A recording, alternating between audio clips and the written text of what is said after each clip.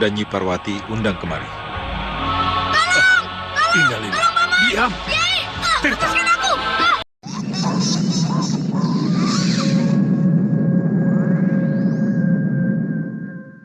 Anak itu mesti dijaga dengan ketat.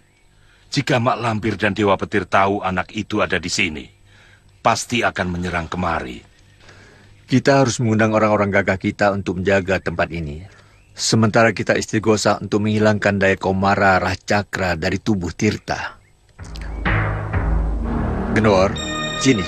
Iya.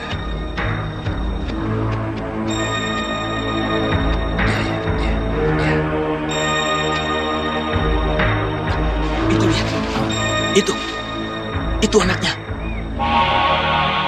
Tirta, dia kan anak angkat Dewa Petir. Ya. Di awal episode ini, kita menuju pada rumah Gendowor, di mana pada saat itu ada 3 kelompok orang yang sedang mengintai Tirta yang sedang berada di rumah tersebut. Mak Lampir pun kini mencoba untuk memancing bocah itu keluar dari rumah agar mereka bisa mudah menculiknya. Ia pun kemudian menciptakan seekor kelinci berwarna hitam di hadapan Tirta yang ketika itu sedang berada di jendela. Melihat ada seekor kelinci, anak itu pun kemudian langsung bersemangat dan segera berlari keluar.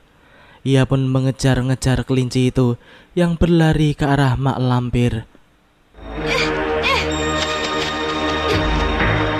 Kita siap-siap.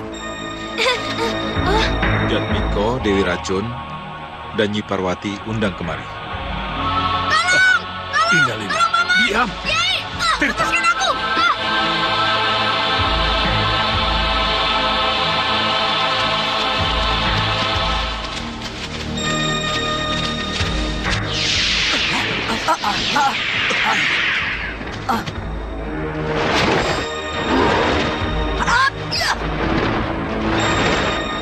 Tirta yang telah berada di tangan Ki Wangsa itu pun langsung lenyap direbut oleh Grandong yang datang bersama dengan Dewa Petir. Melihat semua itu, Mak Lampir pun langsung mengejarnya, sedangkan para anak buah Ki Wangsa yang ikut mengejarnya pun langsung dihadang oleh serangan Dewa Petir. Kini mereka pun langsung terlibat pertarungan sengit. Namun nampaknya Dewa Petir bukanlah lawan mereka. Memang ketiga orang anak buah Ki Wangsa itu berilmu lumayan tinggi, namun ilmu mereka belum cukup jika harus berhadapan dengan Dewa Petir. Ki Wangsa yang melihatnya pun sudah mulai khawatir melihat para anak buahnya mulai keteteran. Di sisi lain, tampak rombongan pendekar yang tadi juga mengintai rumah Gendowor. Mereka pun baru saja melihat sekelebatan bayangan yang sepertinya sedang membawa anak kecil. Para pendekar yang juga menginginkan Tirta itu pun kemudian langsung menyebar untuk mencegat Grandong. Dan tak lama kemudian mereka pun bersatu kembali setelah dapat menemukan makhluk hitam jelek tersebut yang kini langsung berhenti berlari setelah dihadang oleh orang-orang tersebut. Ayo, kita rebut anak itu.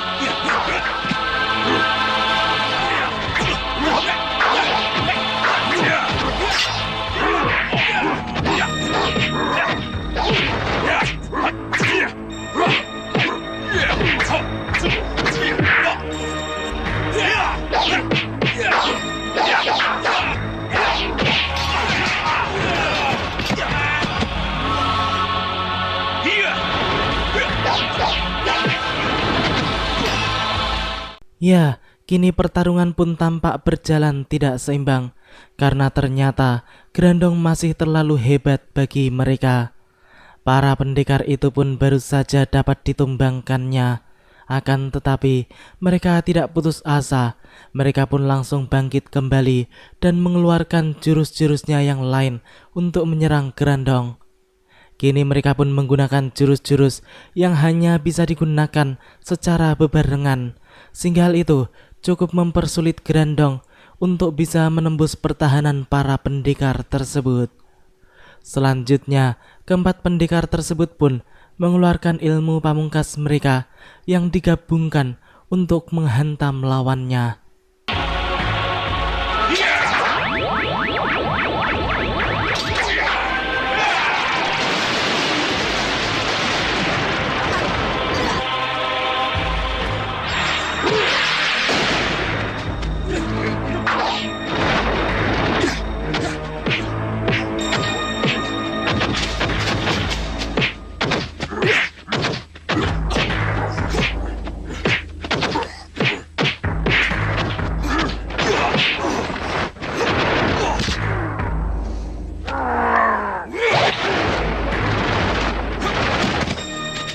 Kini kita tinggalkan sejenak pertarungan antara Gendowor dan Grandong.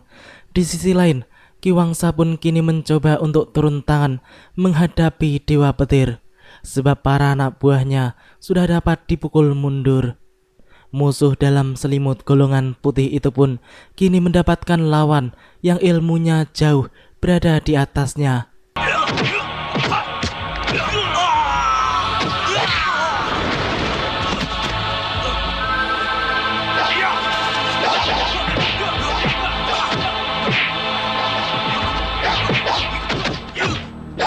Limpa, lebih baik kita lari dari sini daripada kita mati konyol di tangan Dewa Petir. Dasar manusia licik, ia kini mengorbankan kawan-kawannya itu untuk menjadi korban keganasan Dewa Petir, sedangkan dirinya sendiri kini kabur dari tempat tersebut. Dua orang itu pun juga hanya bisa bertahan beberapa jurus saja, dan ketika Dewa Gadungan itu berbalik menyerang, maka nyawa mereka pun menjadi taruhannya. Salah satu dari keduanya pun mencoba untuk membokong Dewa Petir dengan pedangnya. Namun usahanya tidak berhasil, sebab Dewa Petir mengetahuinya dan langsung membalikkan pusaka itu hingga menewaskan pemiliknya sendiri. Sedangkan yang satunya lagi hendak kabur setelah melihat kawannya tewas.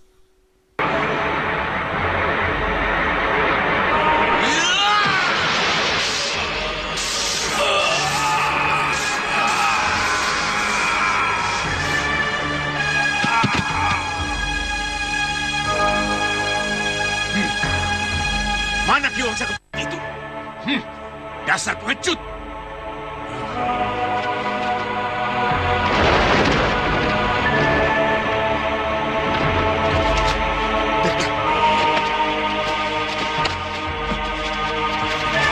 Biar aku selamatkan anak ini, Gendowor. Iya.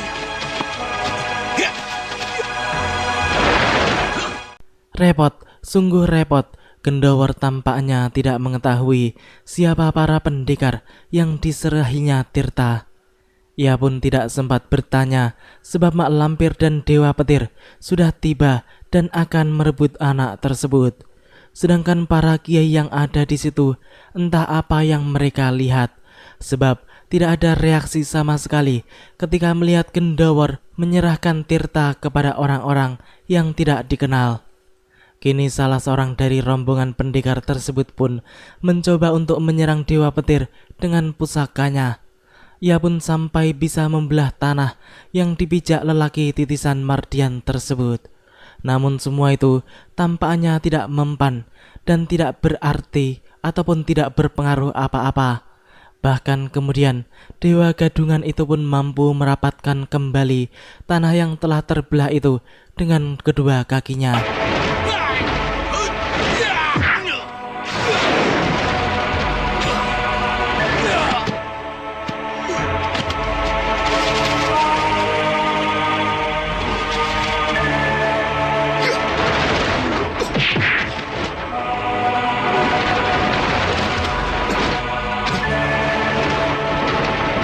Pepesan kosong, kejar!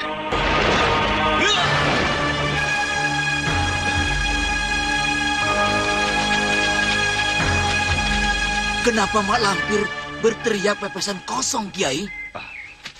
Mana Tirta? Tirta tadi dibawa 4 orang yang bertempur dengan Mak Lampir, Kiai. Siapa mereka, Kiai? Tidak tahu. Loh, apakah mereka itu bukan murid Kiai? Innalillahi. Aku kira mereka itu santri Kiai. Sehingga waktu dia mengambil dari tanganku, aku lepaskan, Kiai. Innalillahi wa inna ilaihi raji'un.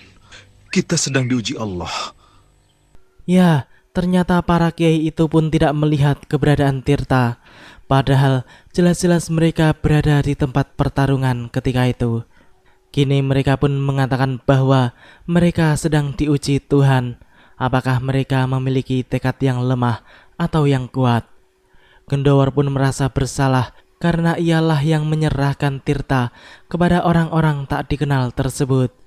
Ia pun meminta izin untuk mengejar para pendekar tersebut. Kiai Ageng Jembar Jumantoro pun mengatakan bahwa hal itu adalah salah mereka semua. yang kurang waspada, padahal hanya para kiai itu saja yang kurang pintar. Kini Gendawar pun segera mengejarnya, dan ia sepertinya akan berganti pakaian menjadi topeng hitam. Sementara itu, Ki Wangsa dan salah seorang temannya yang kabur dari hadapan Dewa Petir pun kini telah berada di pinggir danau, dan mereka tampaknya tengah terluka dalam cukup parah. Keduanya pun mengambil air untuk diminum serta menelan obatnya. Lalu sambil terhuyung-huyung, mereka pun bersandar di pohon dan mencoba untuk menyembuhkan diri mereka masing-masing. Mereka pun kemudian membicarakan tentang Tirta yang dibawa oleh para pendekar yang diserahi Gendawar. Keduanya pun menduga bahwa orang itu adalah santri para pendekar yang membawa Tirta, sehingga kemudian mereka pun cepat-cepat mengikutinya. Keduanya pun menduga bahwa orang-orang itu adalah santri para kiai tersebut sama dengan Gendawar. Selanjutnya, secara tidak sengaja, mereka melihat kelebatan para pendekar yang membawa Tirta, sehingga kemudian mereka pun cepat-cepat mengikutinya. Bayangan para pendekar itu tampaknya berlari menuju arah selatan. Entah kemana tujuan mereka, yang jelas kini mereka pun menghentikan larinya dan meletakkan Tirta di bawah pohon.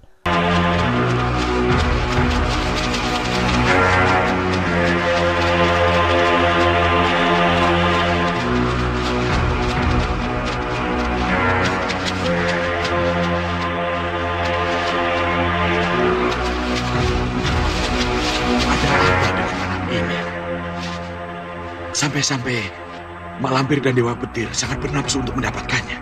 Aku pernah mendengar. Mak Lampir sedang mencari anak bajang Lola yang bertanda Rahcakra. Rahcakra? Iya.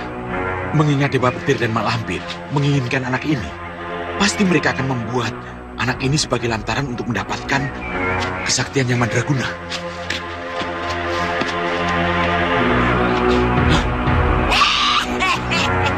Ternyata kalian di sini. Berikan anak itu. Dia milik kami. Anakmu? Jika ini anakmu, mengapa berada di rumah seorang pekatik yang sangat jauh dari tempat tinggalmu? Busuk tikus kere, dia anakku yang diculik orang. Jangan banyak bicara. Rebut anak itu.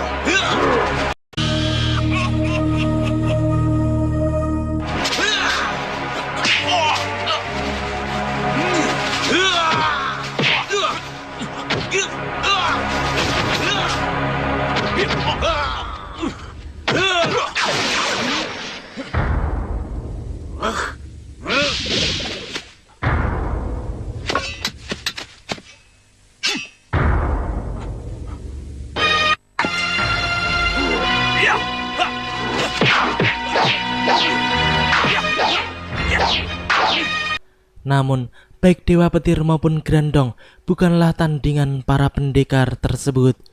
Jika menghadapi lawan yang tidak terlalu hebat seperti ini, Grandong pun dapat memamerkan kekebalan tubuhnya, bahkan sampai membuat pedang lawannya bisa patah. Akan tetapi, jika menghadapi lawan yang sepadan atau yang ilmunya lebih tinggi, maka ilmu kebal Grandong mendadak hilang seketika. Kini dengan tangan kosong, pendekar tersebut pun menyerang makhluk jelek yang menjadi lawannya itu dengan jurus-jurus pamungkasnya. Grandong pun tampak cukup kerepotan, namun itu terjadi hanya sebentar saja, karena kemudian serangan balik cucu Mak Lampir tersebut cukup membahayakan. Lawannya pun tidak mau kalah, ia pun kembali menggunakan senjata rahasianya untuk mengalahkan lawannya. Walaupun semua itu juga tidak berpengaruh banyak terhadap si Grandong.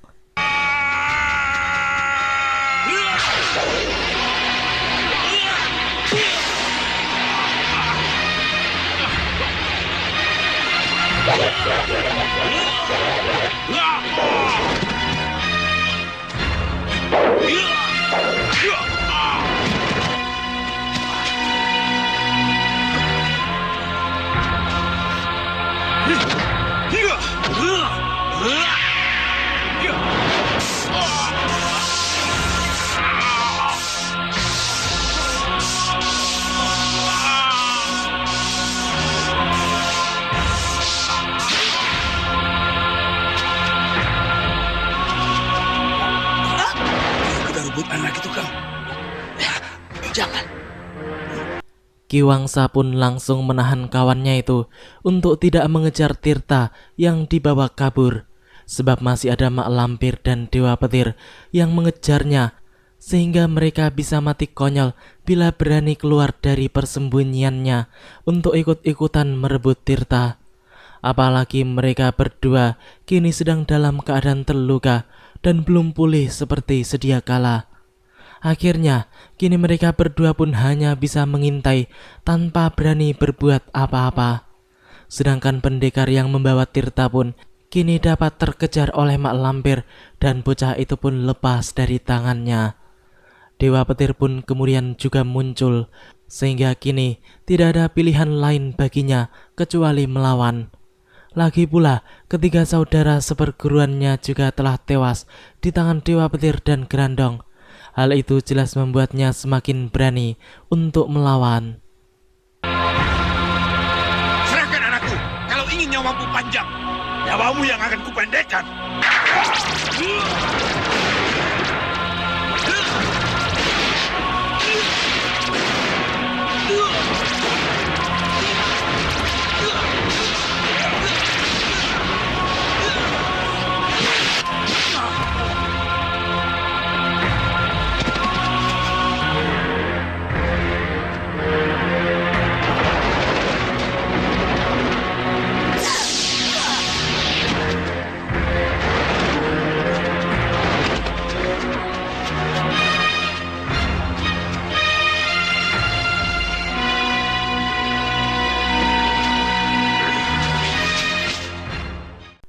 Kini Grandong yang telah mendapatkan Tirta kembali pun kemudian menyembunyikannya dengan menutup tubuh anak itu dengan rerumputan, sehingga akan mengelabui bagi siapapun orang yang mengincarnya. Setelah beres, makhluk jelek itu pun kemudian langsung kembali ke arena pertarungan. Sedangkan pendekar yang tersisa satu itu pun kini langsung diajar oleh Mak Lampir hingga tewas seketika. Setelah itu, nenek setan tersebut pun berteriak-teriak bahwa Tirta diambil oleh orang lain. Ia pun menyuruh Dewa Petir untuk segera mengejarnya, sehingga kini mereka bertiga termasuk Grandong langsung mengejar penculik tersebut. Ternyata yang mengambil Tirta adalah setan utara 3. Setelah merasa aman, lelaki berjubah itu pun menurunkan Tirta dari gendongannya dan meletakkannya di bawah pohon besar. Lalu ia pun memberikan beberapa totokan pada jalan darah anak itu sehingga dapat membangunkannya. Anak itu pun cukup terkejut karena orang yang ada di hadapannya kini adalah orang yang sangat dikenalnya. Tirta, kenapa kamu kabur dari rumah? Aku tidak kabur dari rumah, Paman. Aku pergi mencari Malampir. Untuk apa kamu mencari Malampir? Aku ingin menjadi murid Malampir. Tirta. Kau masih terlalu kecil. Kau belum cukup umur. Nanti ya, kalau kau sudah cukup umur, aku dan paman-pamanmu pasti mengajarimu. Tapi Paman, belajar dari kecil kan lebih baik. Kalau aku besar nanti, aku punya ilmu yang banyak. Ternyata kau yang mengambilnya. Cucuku bocah bagus. Ternyata kau memang berjodoh dengan kami. Rasanya lega sekali. Tadinya aku sangat khawatir kalau anak ini jatuh ke tangan topeng hitam. Topeng hitam? Iya. Untuk apa dia kemari? Ada apa sebenarnya? Ade, sebaiknya kita segera kembali. Ceritanya panjang.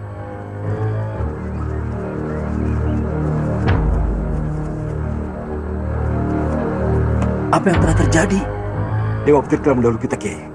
Bagaimana Andika bisa tahu kalau ini ulah Dewa Petir? Ya, Gendawar atau topeng hitam itu tampaknya sangat mengenali pukulan-pukulan Dewa Petir. sebab ia sudah beberapa kali ini bertarung langsung dengan orang tersebut. Kini pemuda itu pun tampak marah-marah karena ia merasa bersalah setelah memberikan tirta pada orang yang tidak dikenalnya. Ia pun tampak menyesal telah melakukan kesalahan yang tidak disangkanya tersebut.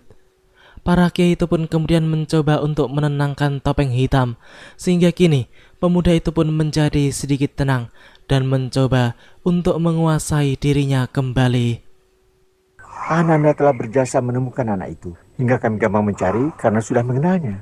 Coba, aturlah napasmu, tenangkan pikiranmu.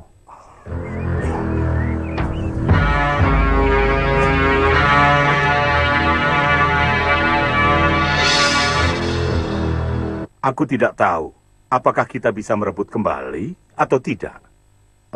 Kenapa Kiai? Diam-diam, Mak Lampir sudah mengajarkan aji penyebar sukma kepada Dewa Petir. Sekarang Dewa Petir bukan hanya bisa menghilang dan masuk ke alam kajinan, tetapi dia juga mampu memerintahkan seluruh makhluk lelembut tanah Jawa Dwipa ini. Masya Allah, kita harus merebut bocah bajang lola itu dari tangan Dewa Petir, Kiai. Betul, kita tidak boleh putus asa. Bukankah Allah bersama kita? Ya. Silakan, Kiai. Mari. Kini kita menuju pada Bargo, Truna dan Welu yang di saat itu sedang berkumpul beristirahat di hutan. Dan sepertinya mereka sedang mencari sesuatu. Mungkin mereka juga sedang mencari tirta. Kini ketiganya pun hendak menuju ke istana merah milik Kalagondang. Akan tetapi, baru beberapa langkah mereka berjalan, mendadak saja mereka berhenti dan berbalik karena mendengar tentang adanya suara tetabuhan seperti orang yang sedang mengiring pengantin. Dan ternyata memang benar, tidak jauh dari tempat mereka bersembunyi terdapat rombongan pengantin yang belum diketahui siapa, dari mana, bagaimana, dan entah mengapa ada rombongan pengantin di hutan sepi seperti itu. Mana ada perempuan menyebut laki-laki? Iya ya, kenapa terbalik? Biasanya pengantin laki-laki yang diarak dan diiring menuju ke rumah pengantin perempuan. Ini kok malah terbalik?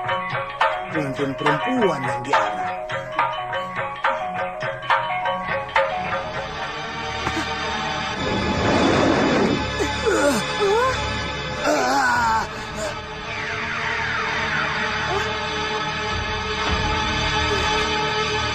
Hantu. Mau jin, setan, genderuwo, siluman. Yang jelas mereka makhluk halus. Mereka penunggu hutan yang menyamar menjadi pengantin. Bargo diculik, pasti mau dijadikan pengantin. Ayo kita kejar. Kejar kemana? Mereka kan tidak kelihatan. Kenapa mesti bingung? Kita kan juga makhluk halus. Ayo kita masuk ke alam halus. Truna dan Welu pun tidak mau tinggal diam. Mereka kini langsung mengejar Bargo ke alam jin. Sementara itu, Bargo sendiri kini menjadi terkejut karena tiba-tiba saja dirinya sudah berada di sebuah istana yang sama sekali belum pernah dikenalinya. Ia pun tampak geli setelah wanita pengantin itu memeluk-meluk dirinya sambil tertawa-tawa senang. Sepertinya wanita itu memang sengaja ingin menculik jin dari Hindustan tersebut untuk dijadikan sebagai suaminya. Wanita siluman itu pun mengatakan bahwa ia akan menikah dengan Bargo dan akan merayakan pesta pernikahannya dengan semeriah mungkin. Sementara itu, Truna dan Welu pun kini telah sampai ke alam jin. Namun mereka belum menemukan titik terang tentang tempat keberadaan Bargo. Bargo dan wanita itu kini telah berada di sebuah ruangan pengantin. Bargo pun menolak untuk dijadikan suami wanita siluman tersebut, sebab ia tahu kalau siluman itu adalah jin jahat, sedangkan dirinya sendiri adalah jin putih, sehingga mereka tidak akan pernah bisa bersatu.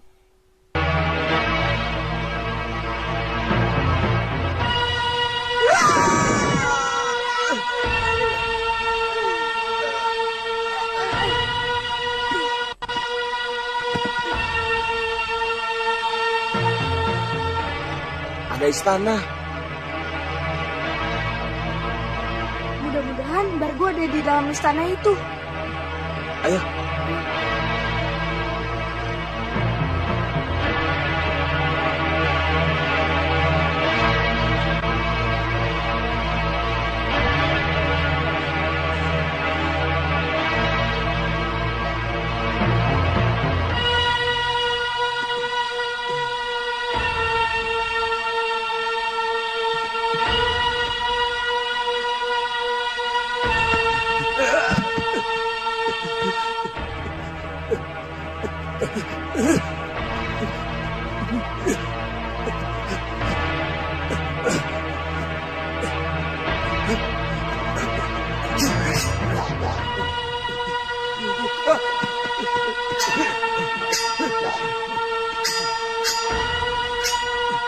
Lebih baik mati daripada kawin dengan siluman.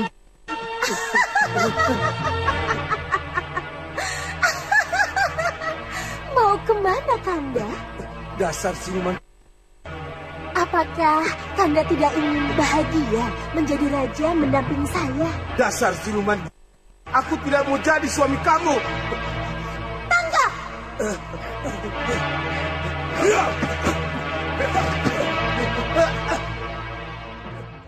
Ya, kini Bargo berusaha untuk kabur dari istana siluman tersebut. Ternyata wanita itu adalah seorang ratu di istana itu. Tampaknya sangat sulit bagi Bargo untuk melarikan diri sebab semua pasukan telah mengejarnya, bahkan kini mencegatnya, dan ia sudah dikepung oleh puluhan bahkan ratusan prajurit. Mau tidak mau, ia pun harus melawan, sehingga kini terjadilah pertarungan di antara mereka.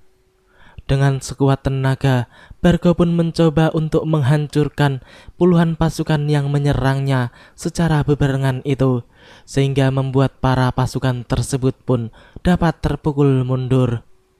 Ratu Siluman pun kini juga sudah muncul bersama dengan para punggawanya. Beruntung di saat genting seperti itu, muncullah Truna dan Welu yang kemudian langsung membantu Bargo. Truna, bantu Bargo. Baik.